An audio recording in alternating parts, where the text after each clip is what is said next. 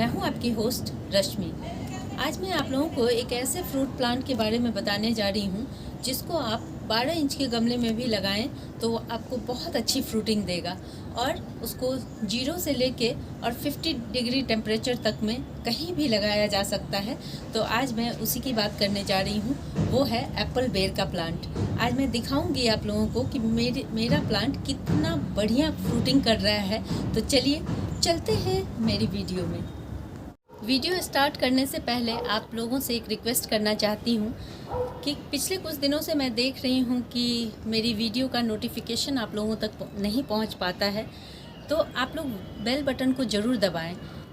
और अगर मेरी वीडियो आप लोगों को पसंद आती है तो उसे लाइक करना भी ना भूलें, क्योंकि अगर आप लाइक करेंगे तो मुझे मोटिवेशन मिलता रहेगा और मेरी वीडियो रिकमेंड भी होती रहेगी। आप लोगों को मैं अपना ये एप्पल बेर का प्लांट दिखा रही हूँ। आप देखें कि किस कदर इसमें फ्रूटिंग हो रही है। इस समय इस पे वीडियो बनाने का यही मकसद है कि आप लोग मोटिवेट हों और इस प्लांट को अपने गार्डन में ज़रूर लगाएं, क्योंकि अभी मैं इसकी कुछ खासियत के बारे में आपको बताऊंगी, जो अगर आप लोग इसकी सारी खासियत जान जाएंगे तो आप 100% इसको अपने गार्डन में लगाएंगे या फिर अपने बालकनी में लगाएंगे जहाँ पे बहुत अच्छी धूप आती हो। बहुत ही बढ़िया प्लांट है और 3 सालों से लगातार इसी तरह फ्रूटिंग हो रही है। हालांकि ये जो एक प्लांट है ये नया है, ये 1.5 साल पुराना है और इसको मैं खुद ग्राफ्ट की हूँ। वो भी मैं आपको अभी बताऊंगी कि कैसे मैंने क्या किया है। और फ्रूटिंग देख करके आपको बहुत अच्छा लगेगा, क्योंकि अभी ऐसा समझ लें कि इसमें से बहुत सारे फ्रूट चिड़ियों ने खाए हैं, बहुत सारे फ्रूट हमने हार्वेस्ट भी किए हैं, लेकिन उसके बावजूद भी आप इसमें इसकी टहनियों में जिस तरह से फ्रूटिंग हो रही है वो देखेंगे तो आपको बहुत अच्छा लगेगा। यहाँ पे देखें, मैं अपने इस प्लांट को एक छोटे से पतले से ब्रांच में आप देखें कि किस कदर फ्रूटिंग हो रही है और फ्रूट का साइज़ भी बहुत अच्छा है, बहुत बढ़िया है। ये फ्रूट खाने में भी बहुत अच्छे होते हैं और इनका न्यूट्रिशन वैल्यू भी बहुत बढ़िया होता है। अभी से कुछ टाइम पहले तक ये प्लांट नर्सरी में अवेलेबल नहीं था, बहुत कम मिलते थे, लेकिन इन दिनों अगर आप ढूंढेंगे तो ये अच्छी नर्सरी पे आपको ग्राफ्ट वाला प्लांट ज़रूर मिलेगा। और हमेशा कोशिश करें आप ग्राफ्टेड प्लांट ही लेने का, क्योंकि वो 6 महीने में फ्रूटिंग करने पे आ जाते हैं। अगर आप मान लें आपने अभी प्लांट आप लेके आते हैं, आप इसको दिसंबर के मंथ में भी लगा सकते हैं। अभी अगर आप प्लांट लेके आते हैं तो आप देखेंगे सितंबर में इसमें फ्रूटिंग शुरू हो जाएगी। जब भी हमारे दिमाग में बेर आता है, बेर शब्द आता है, तो हम उसके साथ साथ कांटे भी आते हैं, क्योंकि बचपन में हम लोगों ने जितनी बार बेर खाए होंगे उस समय कांटे वाले ही प्लांट हुआ करते थे। और आप इस एप्पल बेर में देखेंगे अगर इसे ध्यान से, इस प्लांट में एक भी कांटे नहीं है। इसकी पहली खासियत, आप इसे ध्यान से देखें, कोई भी कांटा, बहुत चिकना, बहुत साफ़ सुथरा प्लांट है, एक भी कांटा इसमें नहीं है। ये सबसे पहली खासियत, क्योंकि लोग जनरली बेर इसलिए भी घर में नहीं उगाते हैं क्योंकि इनमें बहुत कांटे होते हैं और बहुत जगह ऐसी मान्यता है कि बहुत ज़्यादा कांटे वाले प्लांट घरों में नहीं उगाने चाहिए।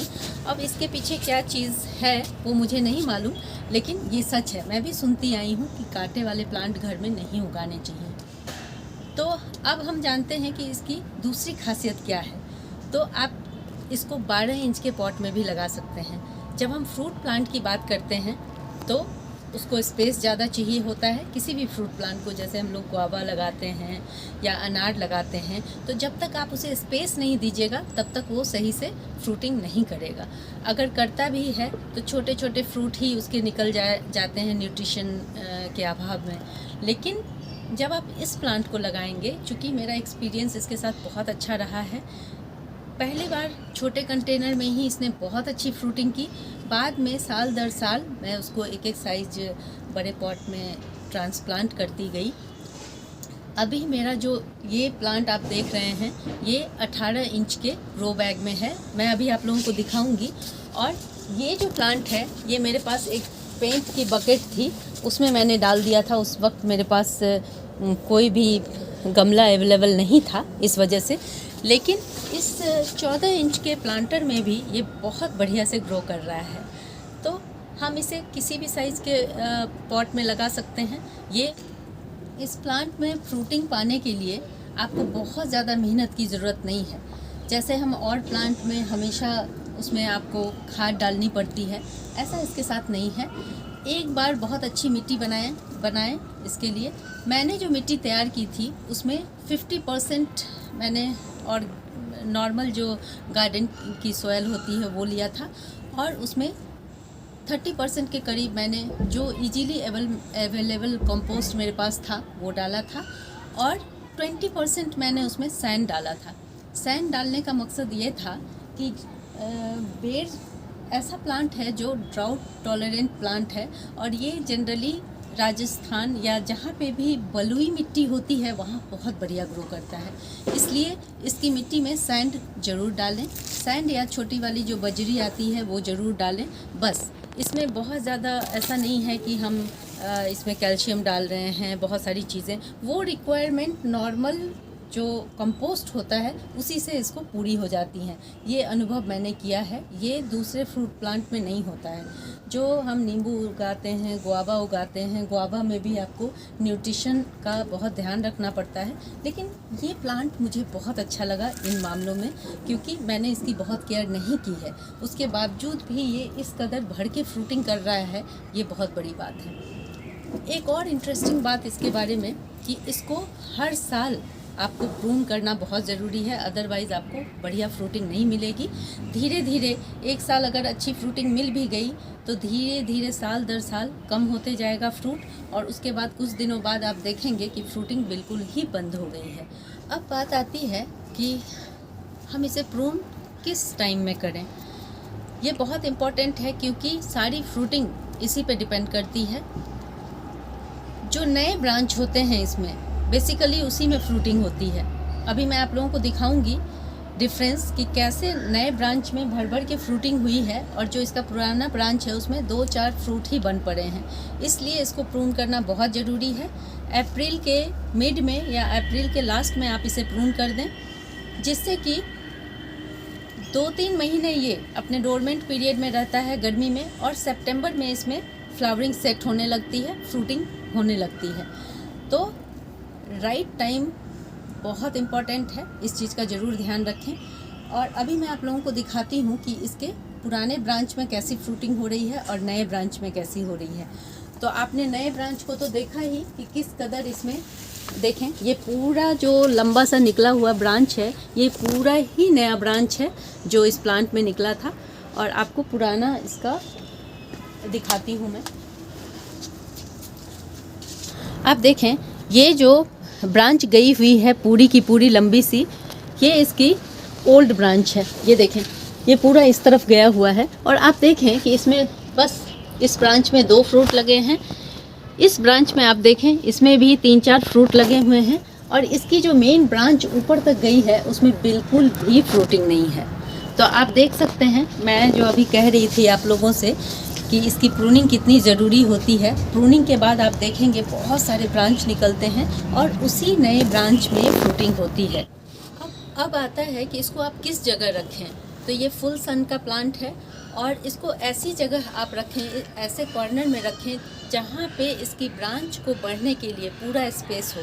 मैं ऐसा इसलिए कह रही हूँ कि आप देख सकते हैं मेरा जो प्लांट है उसका कंटेनर यहाँ रखा हुआ है। यहाँ देखिए, ये ग्रो बैग है 18 इंच का, और उसमें से ये ब्रांच ये ब्रांच उस तरफ को निकली हुई है, और आप देखें कि वो नई ब्रांच कहाँ तक गई हुई है। वो देखें आप एकदम उस कॉर्नर में, और आप मुझे देखें, मैं इस कॉर्नर में खड़ी हूँ और इसका मेन ब्रांच जो है वो यहाँ है। पुराना जो ओल्ड ब्रांच है वो यहाँ है।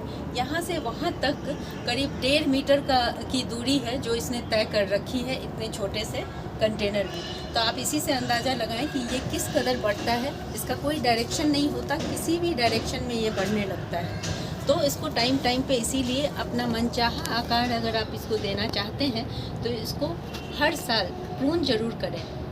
पहली बार जब आप फर्स्ट टाइम प्लांट लेके आते हैं तो उसकी हार्ड प्रूनिंग करें। उसको 1.5 फीट उसका मेन स्टेम छोड़ के 1.5 फीट से उसको कट कर दें।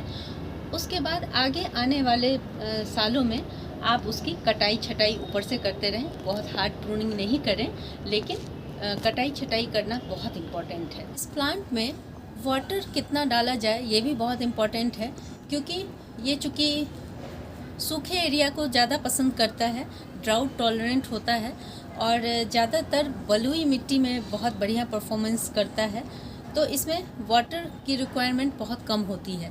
जैसे शुरुआती दिनों में जब ये प्लांट ग्रो कर रहा होगा उस समय आप इसमें लगातार पानी डालेंगे, लेकिन उसके बाद जब ग्रोइंग पीरियड ख़त्म हो जाता है, जब इसके फ्लावर सेट करने का और फ्रूट सेट करने का टाइम आता है, उस समय फिर आप 2-3 दिन बीच करके पानी डालें, क्योंकि बहुत ज़्यादा पानी डालने से इसके फ्लावर गिर जाते हैं और फिर फ्रूट सेट होने में दिक्कत आती है। पेस्ट की बात आती है तो इसका इम्यून सिस्टम इतना स्ट्रांग होता है कि इसमें अभी तक मैंने किसी तरह के पेस्ट का अटैक नहीं देखा है और मैं इस पे अभी तक में किसी भी तरह के पेस्टिसाइड का भी छिड़काव मैंने इसमें नहीं किया है।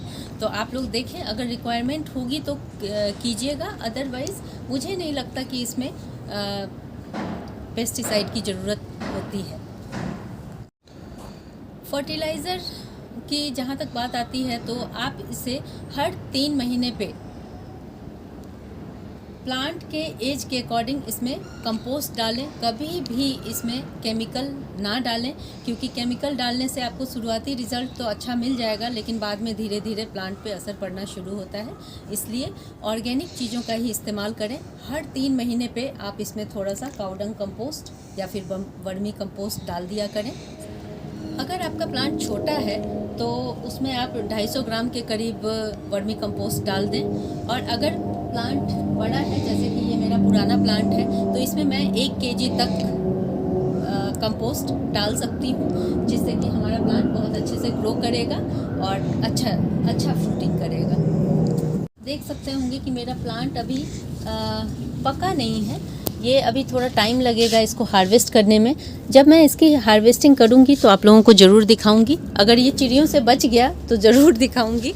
एक और इंटरेस्टिंग चीज़ आप लोगों को दिखाऊं, ये देखें, यहाँ पे चिड़िया मेरे छत पे बहुत आती हैं और ये देखें, ये रोज़ मैं इसको देखती हूँ, थोड़ा थोड़ा करके खाती हैं। जब ये फिनिश हो जाता है तो फिर दूसरा फ्रूट चूज़ कर लेती हैं। इतना सुंदर नज़ारा ये होता है। मैं क्लिक नहीं कर पाती हूँ, पिक्चर नहीं ले पाती हूँ, लेकिन यकीन जाने ये बेर चिड़ियों को बहुत पसंद आता है। और मैं एक चीज़ बताना आप लोगों को भूल गई। देखें, एप्पल बेर का प्लांट जब फ्रूट अपना सेट करने लगे उसी वक्त इसको इस तरह से इसकी टहनियों को बांध दें। आप देखें, इसकी वेट से ये गिरा जा रहा था। अगर मैं इसे नहीं बांधती, आप देखें कितने सारे, एक में 25 फ्रूट इसमें लगे हुए हैं, इतनी पतली पतली टहनियों में।